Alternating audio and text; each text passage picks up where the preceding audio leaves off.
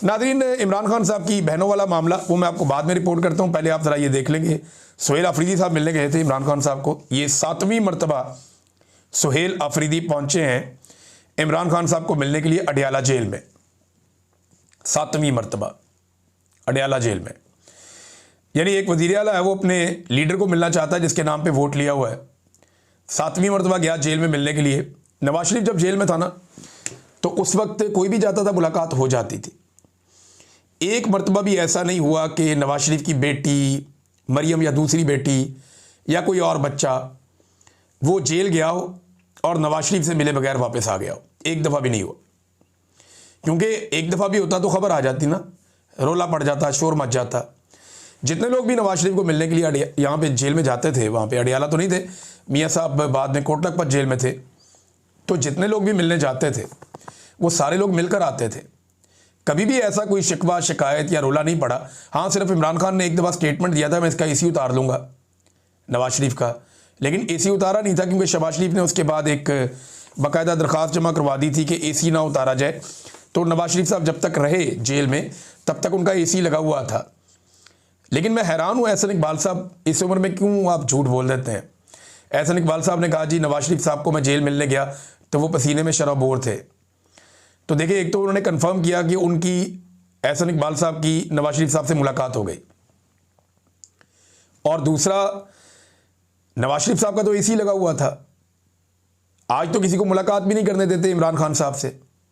उनका अपना वज़ीर आला मिलना चाहता है, उसको नहीं मिलने देते, और जो नहीं मिलने देते वो पाकिस्तान की मिलिट्री एस्टेब्लिशमेंट और पंजाब हुकूमत का एक गठजोड़ है जो इमरान खान साहब की मुलाकातों को रोकते हैं। तो 7वीं मरतबा सुहेल अफरीदी गया, उसको नहीं मिलने दिया। सुहेल अफरीदी ने वहाँ पुलिस के साथ कोई बहस भी की और ने कहा जनाब कि आप ज़्यादती कर रहे हैं, मेरे पास अदालती ऑर्डर है, मैं 7 मरतबा अदालती ऑर्डर लेकर आया हूँ, लेकिन मुझे मेरे लीडर से नहीं मिलने दिया जा रहा। और उसकी बहनों को भी यहाँ पे तशद्दुद किया गया, मेरे सूबाई वज़रा को यहाँ तशद्दुद किया गया, और MNAs को भी यहाँ पे तशद्दुद किया गया है। अब नाज़रीन, मैं जब ये परसों मैंने वीलॉग किया था, जब इमरान खान की बहनों के ऊपर टॉर्चर किया गया था, तो मुझे लगा कि पूरे पाकिस्तान के अंदर बड़ा रोला पड़ेगा, बड़ा शोर मचेगा, लोग बड़ा बाहर निकलेंगे, पाकिस्तान तहरीक इंसाफ की क़यादत बहुत शोर मचाएगी। लेकिन एक आधी प्रेस कॉन्फ्रेंस के अलावा मैंने कुछ देखा नहीं। हाँ, सोशल मीडिया पे लोगों ने बड़ा रोला डाला, लेकिन इमरान खान साहब की बहनों को मार पड़ने पर, उनके साथ खैंचातानी करने पर, उन्हें सड़क पे बालों से पकड़ के घसीटने पर पाकिस्तान तहरीक इंसाफ का सोशल मीडिया पे रद्दअमल अच्छा रहा, लेकिन प्रैक्टिकली कोई ऐसा रद्दअमल नहीं आया। सिर्फ लाहौर में मैंने यूथ विंग के नौजवानों की एक रैली देखी है आज के दिनों में, जो उन्होंने निकाली और निकाल के उन्होंने एहतजाज किया, और उन्होंने इमरान खान साहब की बहनों की तस्वीरें और इमरान खान की तस्वीरें उठाई हुई थी, वो वहाँ पर एहतजाज कर रहे थे। लेकिन जिस तरीके से एक पॉलिटिकल पार्टी इसके ऊपर रिएक्ट कर सकती थी, यानी आप एक लम्हे के लिए सोचें ना कि अगर ऐसा एक धक्का पड़ जाता आसिफ जरदारी की बेटी को, बिलावल की बहन को, या मरियम नवाज का दरवाज़ा टूटने पे जिस किस्म का रोला पड़ गया था, क्या उसका 5% भी हुआ इमरान खान साहब की बहनों को सड़कों पे घसीटने पर? अच्छा, एक और चीज़ मैं देख रहा हूँ कि कुछ लोग इसकी मजम्मत कर रहे हैं, लेकिन साथ साथ वो ये भी कह रहे हैं कि PTI की क़यादत को भी वहाँ पर होना चाहिए था। देखिए, मैं एक चीज़ आपको बताऊँ कि जुल्म ही होता है। आप मजलूमों की तादाद जितनी मर्जी बढ़ा दें, वो जुल्म ही रहता है। जिन्होंने मार कुटाई करनी है, जिन्होंने हुक्म देना, उन्होंने वही रहना है। मेरे ख्याल में मजम्मत इस बात की होनी चाहिए कि भाई बहनें अपने भाई को मिलने गई हैं, ये उनका बुनियादी हक भी है और कानूनी हक भी है, अदालती अहकामात भी मौजूद हैं। इसके बावजूद आप उनको नहीं मिलवा रहे, यहाँ पे मजम्मत होनी चाहिए कि आपने मुलाकात कैसे रोकी, क्यों रोकी। आपने 17 दिन हो गए इमरान खान साहब को कैद तन्हाई में क्यों डाला हुआ है? वजह तो सब जानते हैं कि जब तक आसिम मुनीर साहब का सारा मामला जो है वो लेंडर नहीं हो जाता, मजबूत नहीं हो जाता, एक्सटेंशन वाला और इस्तिस्ना वाला, तब तक ये प्रॉब्लम तो रहेगा। और ये अलीमा खानम साहिबा ने कह भी दिया कि जब तक पूरी तरह से आसिम मुनीर साहब के कंट्रोल में चीज़ें नहीं आती तब तक आपकी मुलाकात नहीं करवाई जाएगी। अब बहुत सारे लोग मिसालें दे रहे हैं कि माजी में भी औरतों के साथ ये होता रहा तो अब भी हो रहा है। सवाल ये है कि औरतों के साथ माजी में ये कौन करता रहा? लेकिन ना, एस्टेब्लिशमेंट और नवाज शरीफ ने मिलकर ये जुल्म किसके खिलाफ किया? बेनज़ीर भुट्टो और नुसरत भुट्टो के साथ किया।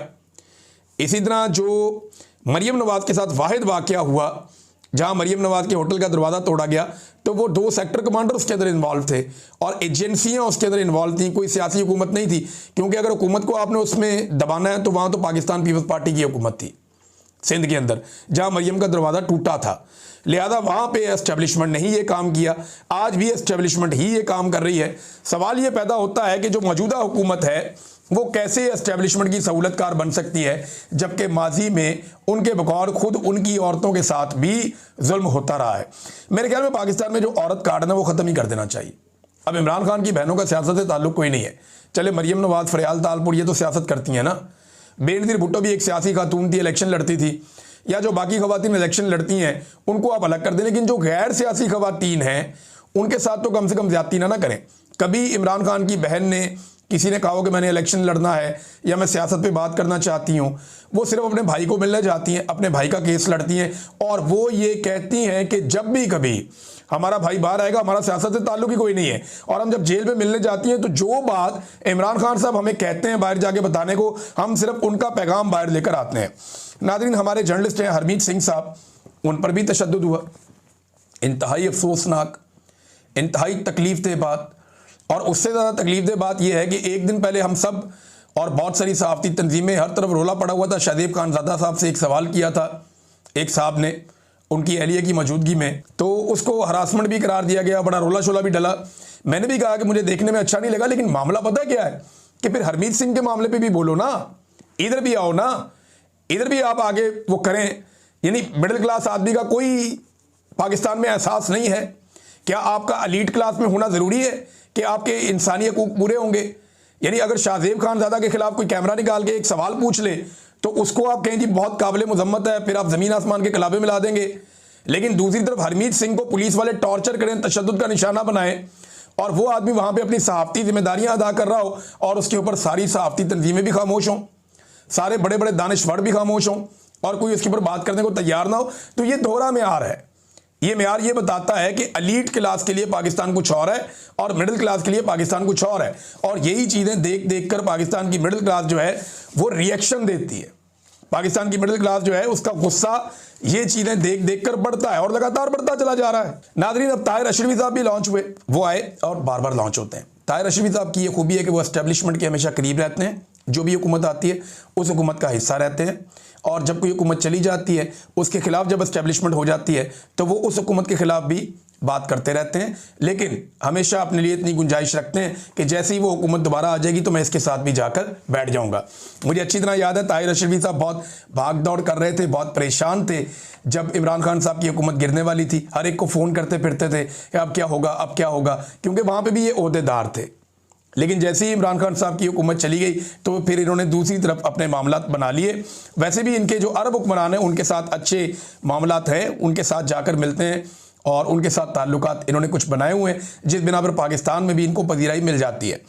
अब ताहिर अशरफी साहब जो हैं वो